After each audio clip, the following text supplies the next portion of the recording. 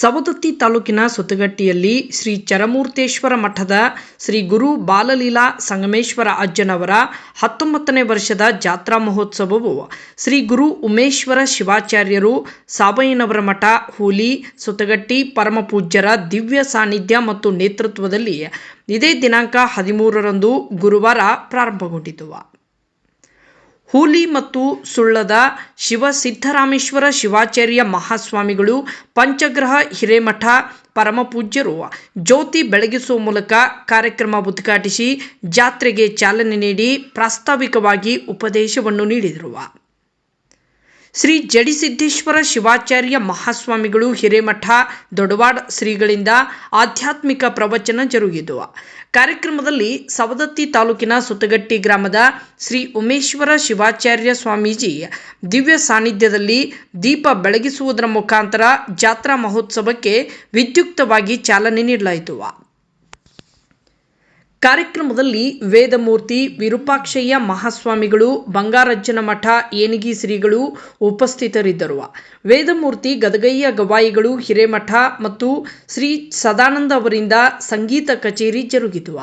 ಕಾರ್ಯಕ್ರಮದಲ್ಲಿ ಗ್ರಾಮದ ಸಮಸ್ತ ಗುರು ಹಿರಿಯರು, ಯುವಕರು ಪಾಲ್ಗೊಂಡಿದ್ದರು. ಎಂಡಿ ಬಾವಾಖಾನ್ ಶಿಕ್ಷಕರು ಕಾರ್ಯಕ್ರಮ ನಿರೂಪಿಸಿದರು. ಮಹಾಮಂಗಲದ ನಂತರ ಅನ್ನಪ್ರಸಾದ ಭಕ್ತಿ ಸೇವೆ ಜರುಗಿತು. ವರದಿ ಮುಸ್ತಾಕ್ ಹತ್ತಿಕಟಗಿ ಸವದತ್ತಿಯ. ವ್ಯಕ್ತಿಯಾಗಿ ಎಲ್ಲಿಯಾದ್ರೂ ನಿಂತಿದ್ದಾನಂತಂದ್ರ ಈ ಸುತ್ತಗಟ್ಟಿ ಗ್ರಾಮದ ಜನತೆಯವರು ಹೃದಯದಲ್ಲಿ ನಿಂತುಕೊಂಡಿದ್ದಾನೆ ಎಂಬತಕ್ಕಂಥ ಮಾತನ್ನು ಕೂಡ ಬಹಳಷ್ಟು ಅಭಿಮಾನದಿಂದ ಹೇಳಬೇಕಾಗ್ತಾ ಇದೆ. ಅಂತ ಹುಲಿ ಅಜ್ಜನ ಒಂದು ಸೇವೆ ಇದು ಎಲ್ಲರಿಗೂ ಸಿಗೋದಿಲ್ಲ. ನೀವೆಲ್ಲರೂ ಪುಣ್ಯಜೀವಿಗಳು, ನೀವೆಲ್ಲರೂ ಭಾಗ್ಯವಂತರು ಎಂಬತಕ್ಕಂಥ ಮಾತನ್ನು ನಾನು ಪದೇ ಪದೇ ಹೇಳಲೇಬೇಕಾಗ್ತಾ ಇದೆ. ಹೂಲಿ ಅಜ್ಜನನ್ನು ಯಾರು ಸ್ಮರಿಸ್ತಾ ಇದ್ದಾರ, ಯಾರು ಧ್ಯಾನ ಮಾಡ್ತಾ ಇದ್ದಾರ, ಹೂಲಿ ಅಜ್ಜ ಅವರನ್ನು ಕೈ ಬಿಡುವುದಿಲ್ಲ.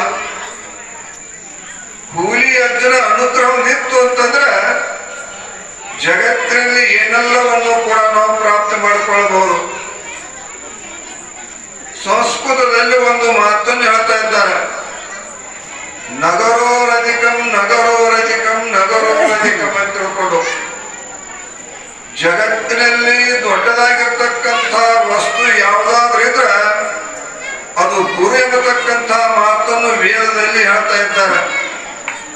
ಕೇವಲ ಒಂದು ಸಲ ಹೇಳಲಿಲ್ಲ,